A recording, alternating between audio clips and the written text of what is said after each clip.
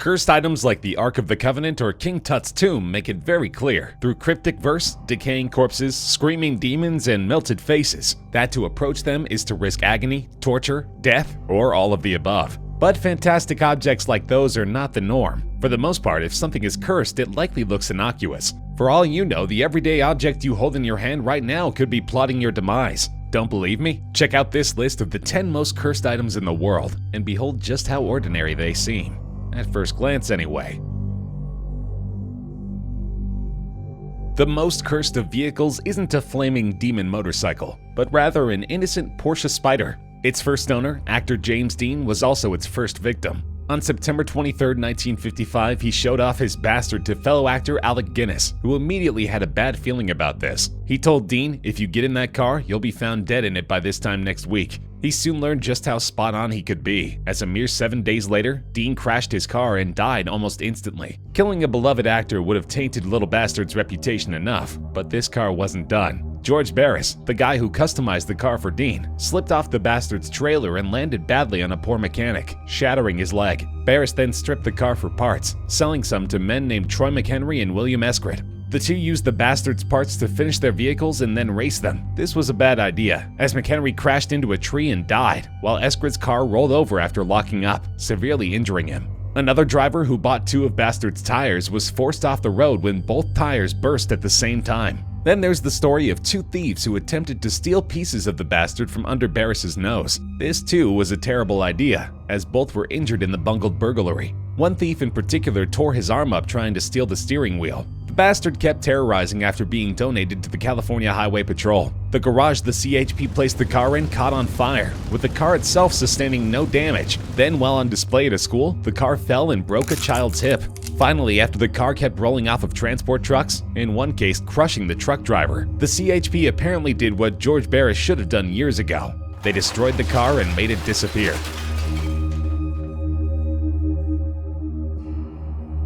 This lovely statue is also known as the Goddess of Death, and you'll quickly learn why. Seemingly everybody who hangs around the women of Lemb becomes an ex-person very soon after. When the British invaded Cyprus in the 1870s, a man named Lord Elfont decided to claim the statue for his own. He really shouldn't have. In less than 6 years, Elfont was dead, as were 6 members of his family. Then someone named Ivor Minucci bought the relic, and he and his entire family paid for it with their lives just 4 years later. The same thing happened to Lord Thompson Knoll and his family after he bought the statue. Its next buyer, Sir Alan Biverbrook, lost his life very shortly after his big purchase. Sadly, his wife and daughters also perished. His sons survived, and they were so scared of the women of Lemb that they donated the statue to the Royal Museum in Edinburgh, Scotland. That spared the brothers' lives, but the museum's curator died less than a year after putting the statue on display. Oh, and did I mention the women of Lemb were originally supposed to represent fertility and life? It's too bad nobody reminded them of their one job. If you want to see the statue for some reason, it's still in the museum, stashed safely behind heavy glass. That may be the key to containing its curse. Since nobody has to handle the women any longer, nobody has to die. Still though, keep an eye out for any cracks in the glass. It could be a warning. At first glance, the Dybbuk box doesn't seem like anything more than an old wine cabinet. At every other glance, though, it's pure terror. According to legend, the box was originally owned by a Holocaust survivor, whose daughter later sold it to an antiques collector named Kevin Mannis. She told Mannis to not open the box, as inside was an evil demon called a Dybbuk. However, like a child being told not to open the cookie jar, Mannis immediately opened the Dybbuk box. Sure enough, the demon began to wreak havoc, such as when Mannis left his shop and returned to find it half destroyed. Oddly enough, nothing was missing, so it likely wasn't a burglary. Mannis later gave the box to his mother, who suffered a stroke that claimed much of her vision mere minutes later. He tried to pass the box off to other family members, but each one gave it back almost immediately, as they reported having awful nightmares shortly after claiming it. Mannis finally chose to keep the box, and was rewarded with terrible nightmares of his own. In many of these visions, Mannis was being attacked by a frightening old woman, and he claims he would wake up with actual scars and scratches. Mannis, now properly petrified, sold the box on eBay. The buyer immediately experienced hell in his life, from destroyed electronics to weird smells, all the way to his hair falling out and swarms of insects invading his home. So back to eBay went the box, and the new buyer quickly started experiencing health problems. But unlike others, he worked to subdue the demon inside the box with the aids of mystics, scientists, Kabbalists, Wiccans, and paranormal specialists. Plus, he keeps the box inside a gold-lined ark, which apparently made the demon happy enough to quit harming people. Well, maybe. Recently, the host of Ghost Adventures, Zach Baggins, touched the box. Afterward, rapper Post Malone touched Baggins' shoulder, prompting Baggins to fret that Malone might have accidentally cursed himself. Only time and Malone's career will tell. For the most part, a Raggedy Ann doll is just a Raggedy Ann doll. That is, unless it's Annabelle the doll, a child's plaything so creepy and so haunted it inspired multiple horror movies, most famously the Conjuring series of films. As the story goes, in 1970, a woman bought a Raggedy Ann doll for her college-age daughter. The daughter loved the gift, at least until it began to terrorize her and her friends almost daily. According to them, the doll would stand on its own, leave creepy notes on parchment paper, a type of paper none of them actually owned, and seemingly move from place to place independently. Ever play Five Nights at Freddy's? Well, imagine that in real life. Unsurprisingly, none of the kids wanted anything to do with Annabelle. They gave her away to Ed and Lorraine Warren, a married couple who bonded by fighting otherworldly demons like the one supposedly infesting Annabelle. Ed died in 2006, but Lorraine keeps Annabelle in her basement's occult-themed museum, imprisoned in glass with only crucifixes to keep her company. After The Conjuring alerted the mainstream public about the Warrens' existence, the museum has exploded in popularity. However, Lorraine rarely ventures down to the basement, as simply too many evil entities mingle there for her liking. And apparently few of these entities are worse than the seemingly cute and harmless Raggedy Ann that's a surprising haven of screaming evil. The painting entitled The Hands Resist Him is creepy as can be. The sad, jolly girl doll and the stone-faced, grim boy, not to mention the many pairs of hands behind the boy, itching to drag him to who knows where, are unsettling enough on their own. But the painting's reputation as being hopelessly cursed makes one wonder what possessed artist Bill Stoneham to paint it in the first place. In February 2000, someone put the painting on eBay and tried to warn prospective buyers of the dangers hidden within. According to the auction description, the children in the painting would move on their own, in some cases even leaving the painting and entering our world. Why would they do that? Well, apparently the creepy doll has a gun and regularly pulls it on the boy, causing him to flee for greener, more 3D pastures. All these warnings did was make the painting's auction page go viral. Soon, Perception Gallery in Grand Rapids, Michigan forked over $1,025 for the pleasure of owning and displaying The Hands Resist Him. It wasn't the smartest decision, as the gallery's owner died less than a year after receiving the painting. What's more, the critic who reviewed the painting also died. So if you see this painting on eBay again, please save your money. And your life.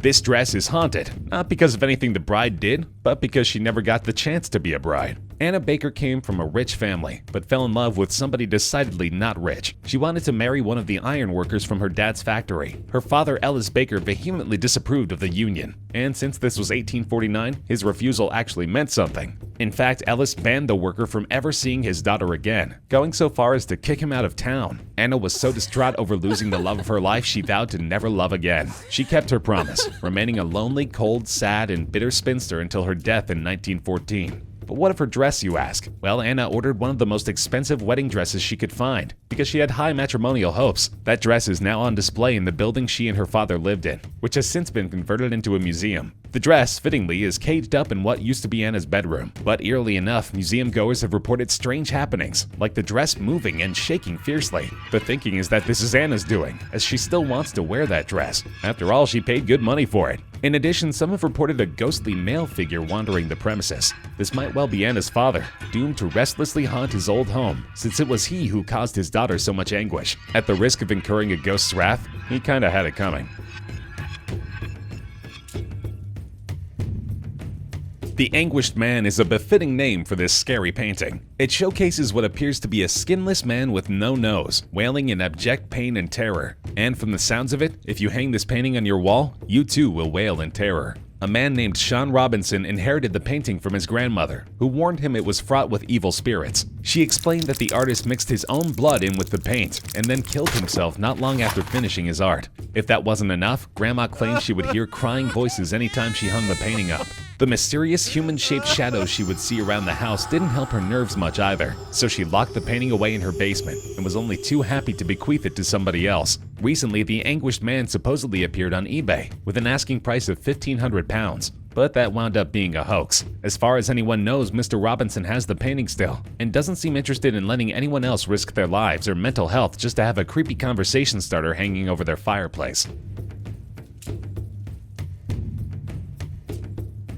If a doll is so creepy it inspired Chucky, the killer redhead doll of Child's Play fame, you know the last thing you should do is play with it. Well, that's exactly the case with Robert, the turn of last century toy that invited anything but play. Robert is a bear doll who was a child named Gene's best friend, but their relationship went beyond that of a child and his favorite toy. Gene insisted Robert was real, gave him his own seat at the dinner table, and would explain any damage caused by his temper tantrums with Robert did it. Lest you think this was a child's imagination running wild, there were also episodes with objects like furniture tossed about, something a small child couldn't physically do, that Gene would also blame on Robert. It gets weirder. As Gene grew up and even after he got married, he kept Robert around. House guests complained the doll would stare at them menacingly, and even move from place to place. Gene wasn't around to move the doll himself, leaving guests with no explanation other than the old chestnut Robert did it. Even after Gene died, the doll stayed behind, and new tenants would hear unexplainable giggles, along with the doll going from smiling to scowling to pouting for no real reason. Currently, Robert is in a Florida museum inside a glass box.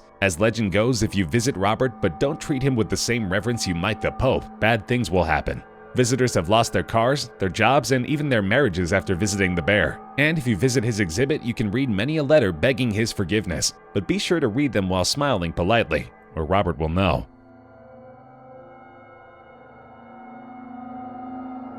Thomas Busby was a thief and murderer who died over 300 years ago. That said, he can still harm you if you're not careful, thanks to a simple curse. One night, Busby and his partner in crime, Daniel Owedi, had an argument over the pair's counterfeit coin business. The fight heated up extra when Owedi made the fatal mistake of sitting in Busby's favorite chair. This prompted Busby to sneak up on Owedi that night and bludgeon him to death. He was quickly found out, arrested, and sentenced to die for his crime. Adding insult to injury, his body was put on display just outside the inn he owned, the one containing his favorite chair.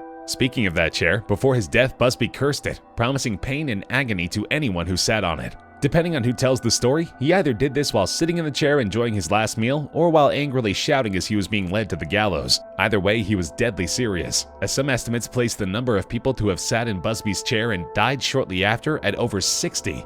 They range from World War II soldiers who dared sit in the chair only to die in their next mission, to a woman who brushed against the chair and developed a brain tumor. Even the bar's owner throwing the chair into the basement after decades of death didn't stop the chaos. A delivery man went down there and decided the chair looked comfortable enough to sit in. On his way back from the delivery, he lost control of his van, crashed, and died. So finally, in 1978, the bar owner donated the chair to the Thirsk Museum.